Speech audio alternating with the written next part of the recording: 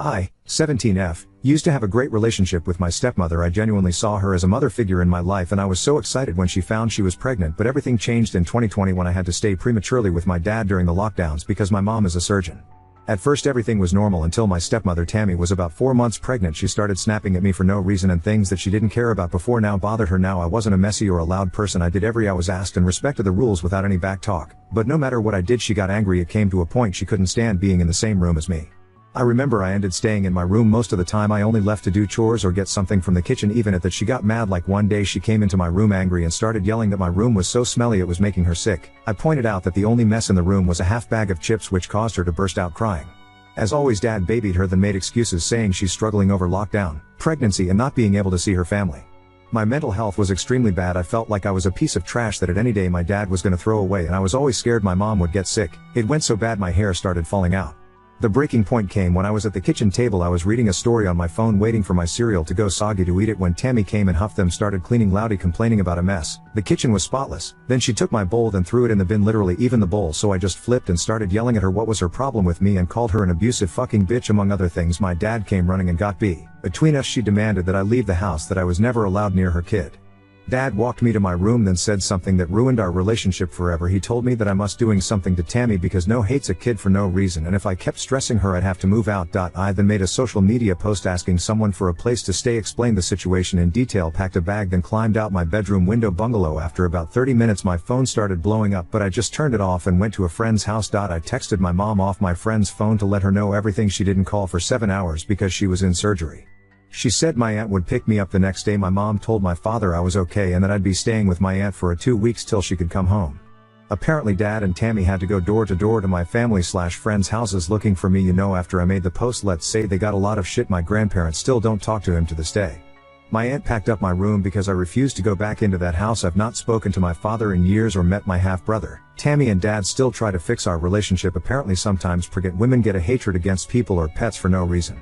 I'm turning 18 in 3 weeks, and a cousin's girlfriend asked me about inviting my dad, so I told her the story she told me. While what they did was wrong, what I did was an asshole thing too, because I made them worry/stress and go to multiple people's houses during a pandemic that put a pregnant woman having a mental health issue at risk by whole stunt. So Ada for letting my dad think I was missing. Update 1. I'm gonna call my cousin's girlfriend Sarah and my cousin Paul. So I mentioned in a comment I uninvited Sarah from the party. Yesterday Paul came over to talk. He told me Sarah had issues in the past with her younger siblings. It was apparently really bad, like her siblings lived with their mom full time and she lived with her dad. Long story short, Sarah was diagnosed with bipolar disorder and collage and went to therapy. He said even though she's apologized, her siblings still won't have anything to do with her, which breaks her heart. Paul said Sarah told him that when I told her what happened it triggered her because it reminded her of her situation with her siblings. I didn't mention in the other post because it was really irrelevant to what I was asking, but Sarah texted me about letting go of the hate, links to sites about family members with mental health issues, numbers of family therapists, even subreddits on here. He told me Sarah wanted to meet up to clear the air and apologize in person. I said okay. Sarah texted about half an hour later about collecting me because she wanted to drive to a new restaurant that newly opened in the next town over as her pre-birthday treat to me. We know what she was planning, but Tammy ruined it for her by calling my mom to tell her Sarah's plans to help us make up. I wrote my dad a letter 2 days ago, as a lot of you suggested. I put everything in there and told him how it affects me to this day. I told him I wanted a relationship with my brother, but I wasn't sure I'll ever want one with him. I told him to leave me alone because his actions are only pushing me away even more, and if I ever decide I want to talk to him it will be on my terms with my mom present. The letter ended up being 5 pages, and you guys were right, it did make me feel better. My mom dropped it off that day and Dad asked to meet her a day later. They talked about me meeting my brother and my dad said he wants to buy me a car, no strings attached. They, Tammy and Dad, also asked would it be okay to give me money to get myself something for my birthday. You guys are gonna hate me for this, but I'm taking the car and $500 if he wants to give me more he can, because collage supplies and moving into a dorm is expensive. Back to Sarah. She's basically contacted Tammy via Facebook. Tammy sent my mom the screenshots, telling her everything I said, then asking Tammy her side because Sarah didn't believe me. To Tammy's credit, she told the truth and took full accountability. It was Sarah who kept trying to make out Tammy was the victim. Sarah told Tammy about her own past and said she'd try to mend our relationship. Tammy told her that didn't want her to. The last message was Sarah telling Tammy the location and time we'd be at the restaurant, even said she'd drive me so I couldn't leave even though I just asked a waitress for help or call my mom. My mom posted the screenshots into the group chat and called Sarah a bunch of names, told her if she ever came near me again she'd regret it. I blocked Sarah and left the group chat, so I don't know what happened afterwards, but Paul came over with my aunt and swore he knew nothing about it. To be honest, I don't know if I believe him because he was trying to defend Sarah again, which got him a verbal lashing from my aunt and mom. That's it really. I'm gonna update in a few months to let you guys know how everything went with my brother. I feel like I owe everyone that after so many people helped me take that step, because honestly words can't describe how happy it's made me. Literally the best birthday present I could have gotten. Thank you so much for the amazing advice and people sharing their own experiences, even the women who suffered mental illness Tammy did. It helped me understand it a bit more, but I still can't forgive her. I don't think we can ever rebuild our relationship, especially to what it was. Oop. I've not spoken to him since, and my mom said don't worry about adult business, just focus on the rest of my summer and my upcoming party. But the way he was talking about her, if I had to guess, he is oop. From what I've been told by Paul and the stuff I saw in the screenshots, she was horrible to her siblings. I dare say abusive, even in the watered down version. She said in one episode she cut up her sister's clothes and ruined all her makeup by throwing them against her sister's bedroom walls, but then also said she replaced everything afterwards and apologized, so she doesn't understand why the sister still holds it against her. There's a lot more she said in the messages to Tammy. Your father made a mistake. A bad mistake. Tammy was unwell and in crisis.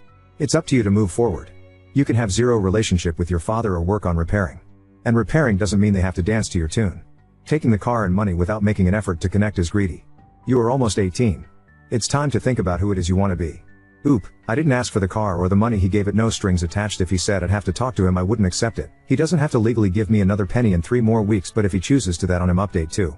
I turned 18 3 days ago, had a great time. I've met my father. Sarah tried to get in contact with me again, and I've spoken to my father and Tammy. It's easier to break everything down. Sarah, a day after I made the last update, my mom booked a holiday for a week to get away, which was really random and sudden for her. 3 days in, my mom got a notification that someone was at our door. It was Sarah.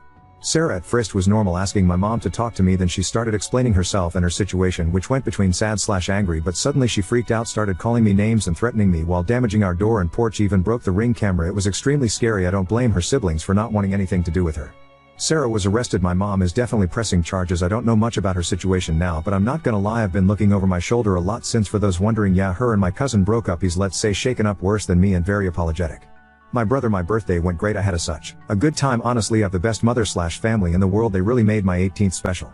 I got so many amazing presents, but my favorite was the sister necklace my brother gave me. Obviously Dad or Tammy got it, but I finally get to be his sister, and that's what I've wanted for so long. We have spent some time together and I'm seeing him again tomorrow. He's so extremely adventurous, never sits down for a second. He loves Miss Rachel and Green. I found out he and the neighbor's cat will stare each down, which I used to do when I stayed at Dad's. I could talk for hours about him. I'm so glad you guys helped me meet him. I can't thank you enough for that, Dad. My dad was there the first time I met my brother. I knew beforehand, because obviously my brother is a toddler. Basically we met at Dad's sibling, Aunt's house. I was told he'd stay in the kitchen the whole time. I caught him peeking at me and brother a few times throughout the day. When I was leaving, my dad followed me out and just hugged me. He told me he missed me. I hugged him back and told him I missed him too. As you know, it was the first time I've spoken to him in years.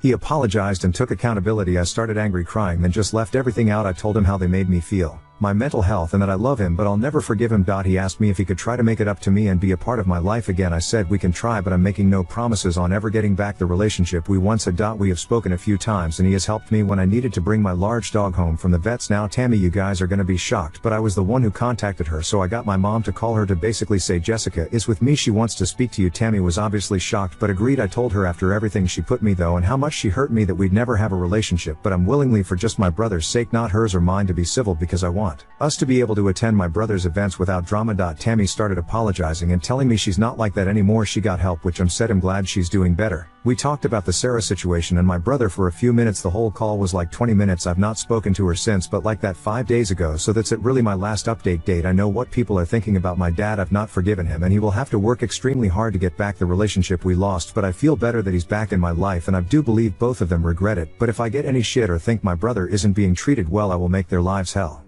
Thanks so much Reddit for the amazing advice. My name is Jessica and I'm praying I'll never have to make a post on here again. I am 32 at the time, was working in a small office and everyone got along. I worked with a woman, let's call her Gina, who I got along with great. We talked and joked and were, I would say, very good friends. She found out she was pregnant and everyone was happy. Starting in her second trimester, she made my work life hell. She was always angry at me, condescending, made snide remarks, talked badly about me to others. I was the only one she was doing it to. I had no idea what I had done. Everyone else we worked with said I had done nothing and that she was out of line. People would speak to her and tell her she needed to stop. One of my coworkers pulled her aside to talk to her about it, and I was later told Gina had said she was acting the way she was because she couldn't stand me, hoped I'd lose my job and everyone would be better off if I didn't work there anymore. I was miserable. I dreaded going into work. I started sending out my resume and even went on a couple interviews. Gina went on maternity leave and everything was peaceful. About a month after she had the baby, she came into the office to introduce her new daughter to everyone. She asked if he could talk to me privately, and we went into a conference room. She immediately started crying. I mean, gushing tears, ugly crying. She just kept saying how sorry she was. She had no idea why she did what she did. She said she knew she was being terrible and she just couldn't stop herself. She heard everyone tell her she had to stop and she just couldn't do it. She said she had even told her husband about it while she was pregnant, and he told her that it wasn't me, it was her. He told her he knew it was her because she did it to him when they were having their first kid. She said after the baby was born, all the thoughts and hostility went away. She could just not stop apologizing. There was no way it was an act. I told her that she made my life miserable for those months and I was getting ready to find a new job all because of her. She looked horrified and started crying even harder. But I liked my job and told her that I forgave her and I would hold off on leaving as long as everything was back to normal. She promised it would be. I also told her that if she got pregnant again I was putting in my notice, joking, kind of. And everything to go back to normal. She was just as nice as she had been before the baby. Once again, I am not telling you to do anything or trying to sway your thoughts on this. I just wanted to give you events from someone that found themselves in a similar situation. Oop, Tammy said something similar. She knew she was the bad guy and knew what she did was wrong. She told me tried to always find ways to justify herself in the moment but felt bad after. It's a thing that can happen during pregnancy. Some women turn against a cat they loved or even their own husbands, but unfortunately as well. Tammy, after the baby had postnatal psychosis. For me, I knew she got help and changed when she warned my mom about Sarah. I know her reason and she's trying to make up for it, but I don't think I can forgive her. I saw her as a second mom. I think the best thing we can hope for in the future is a friendship. Now on to second story. Used both water jugs to fill the fridge dispenser before a water main repair. My partner woke up furious and stormed out. To set the scene, I, 35 male, like to drink cold or chilled water, and my partner, 33F, likes room temperature pre-boiled water. To accommodate for both our needs, we have a kettle for boiling water, after which it is transferred to 2 water jugs, which are either left at room temperature or used to refill the dispenser in the fridge. On to the situation. 3 months ago I emptied both room temperature jugs into the fridge and boiled more water at night before bed. Partner came down, was furious she had no room temperature water to drink, and we came to an agreement. Don't fill up both jugs into the dispenser and leave her one. Fast forward to today, there was going to be some burst water main repairs outside by the utility company, so in the morning before my partner woke up, I decided to make sure we had enough water to drink. I filled the dispenser with 1 jug, then have the room temperature water in the other jug into both. I went back to work and thought nothing of it. Partner wakes up and goes down and she is furious. She doesn't have any room temperature water. I try to placate her by mixing the lukewarm water with water from the dispenser to make room temperature water, but it's futile. She won't relent. She tips the entire bottle of water I mixed out into the sink and tries herself and can't get the temperature right either. She is absolutely raging at me at this point for not listening to her or caring about her needs. She storms out of the house in a huff. So I to hear, or is perhaps this being blown out of proportion and mixing water to a specific temperature is not as big of a deal? Edit. Okay, wow, this really blew up. Who knew water would be so polarizing? Never thought this post would start lukewarm Watergate. Just got off work and reading through all the replies. Look, like Therese, lots of questions, so I'll do my best to answer them and provide some clarity. Thank you everyone for the comments, the stories, the judgments, and everything in between. Appreciate all the input so far, and Therese been some great takes that I'll take to heart and consider properly. Including how best to communicate post Watergate with my partner. So more info, who boiled the kettle and filled the jugs the previous night? I did. Why did you touch all the water? Firstly, we don't have 1 jug for her and 1 for me, we have 2 jugs for the household, me and her. I forgot about the water mains being repaired until early this morning when the trucks showed up and they started working. I rushed down and made sure there was enough water for both of us. Not just me. On top of filling all the jugs in the dispenser and boiling another kettle full of water, I also filled a few sinks so we'd have extra water to flush the toilet if need be. I honestly thought the water would cool enough by the time she woke up since it's a cold day, but I guess I was wrong?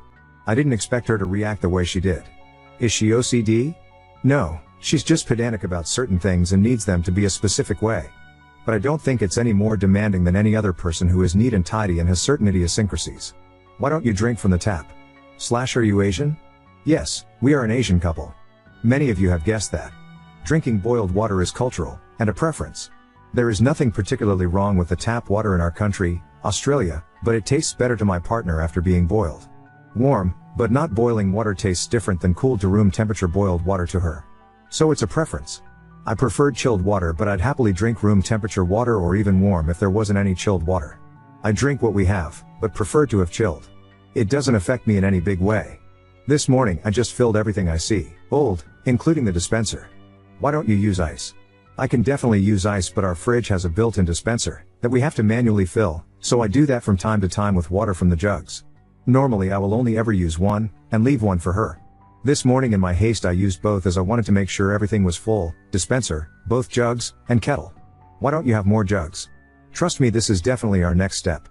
As well as the Brita water filter, but worried she might not like the taste. Plus she might insist we boil it first before it goes into the Brita. Why did you pour half the water into an empty jug and fill both with boiling? As previously explained, we shattered a glass jug on a cold day, previously pouring boiling water directly into it, because science, I don't know the physics here. Anyways, I was trying to avoid that and thought the boiling plus room temperature water would cool sufficiently by the time she woke up. I calculated wrong. Anyways, hope that clarifies most of the questions. We'll post an update once we've reached an amicable resolution. My guess is that it's not about the water as some people have already said, but Therese other underlying issues, and this was a trigger. Update 1. So 2 years on, I thought I'd make an update to the original debacle that confused everyone and polarized the community. There were so many comments, some incredibly empathetic and helpful, some racist and mean, but generally I don't believe there was ever a consensus reached. Despite all that, I was incredibly grateful to all the comments received from everyone. Whilst I didn't take the time to reply, I actually did read through them all. On to the update. So as some people pointed out, our argument was not really about the water. Generally in every relationship, every person just wants to feel seen, heard, important, understood, and loved. My actions that day did not make her feel that way, and in of itself was more indicative of a longer running issue between us in our relationship. For a bit of background, we both have had childhood trauma, and the beginning of our relationship was quite volatile. Defying the odds, we stayed together and got married. However, marriage doesn't solve those issues. Over the last 2 years, we've continued to stay together. Yes, we are still married, much to the chagrin of those who were advocating our divorce side-eye, and continued to grow together. Believe it or not, the incident involving the water was a bit of a catalyst to us having better conversations regarding how we are going to resolve our own trauma and improve our communication. Long story short, she got therapy, I got therapy, we did some marriage counseling, she got more therapy, I got more therapy, and it's been a journey, but a worthwhile one. When two people really do love each other, and want to work it out, they'll find a way too. I'm so genuinely grateful for my wife, who she was, who she is now, the strength she has and the belief she had in us, and more so in me. Our communication is better than it's ever been, our intimacy is stronger than it's ever been, and we are at such an amazing place. The future looks incredibly bright. It took a lot of work to get here, and there's a lot more work left to be done, but we have each other's backs and we'll keep going together. Thank you again, Reddit, and whilst this update might not be what some of you are hoping for, it's where we are at now. Oop, we have 4, 2 for her, 2 for me, ha ha ha. Oop, there was nothing specific about the water per se, think of it as the straw that broke the camel's back. Whilst it wasn't our biggest disagreement or fight, the fact it was over something so trivial made us both sit down and talk about the ludicrousity of the situation and realized Therese way more underlying issues at play. To be honest, I glossed over a lot longer of a journey we've been on. For some periods it was actually kinda touch and go fo. Our relationship, it was like a swinging pendulum over the last 2 years, with periods of feeling hopeful, optimistic, loving to periods of frustration, disconnection and despair, and it was honestly really over the last 6 months that we started getting it, with it being firstly reaching a place where we are empathetic to ourselves and our past childhood traumas. It's ridiculous how much that stuff affects us into our adult lives, and then secondly being truly empathetic towards each other, and lastly communicating in a way that doesn't trigger the other person and being aware of our own triggers. Oop, haha, yes. Looking back now, it's easy to find the humor and laugh together at the water, the jugs and everything.